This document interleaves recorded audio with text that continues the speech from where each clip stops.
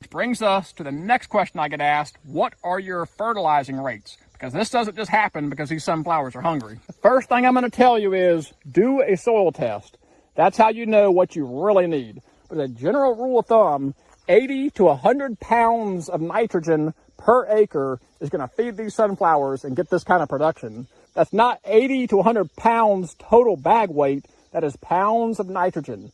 I use a 3400, so that's 34% or units of nitrogen per 50-pound bag. So I use 100 pounds to get 34 units of nitrogen. So you got to do your math on it, and that's really, really important.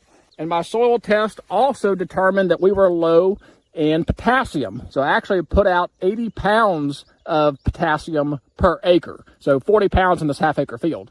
So I really pumped the fertilizer to it this year, and you are seeing the results of it. You've got to feed these things. They are hungry. Cannot stress to you enough, doing a soil test, knowing what you need, knowing where you're deficient, and coming in here and fertilizing at the appropriate rates. That is the result right there. You get a sunflower head that's 3 times the size of my hand, and we got a half-acre field full of them. You don't want to spend all this time and money on seed and diesel fuel and tractors and equipment and then cheap out on the fertilizer. That is the most important critical element to growing big seed-producing sunflowers. You got to feed them.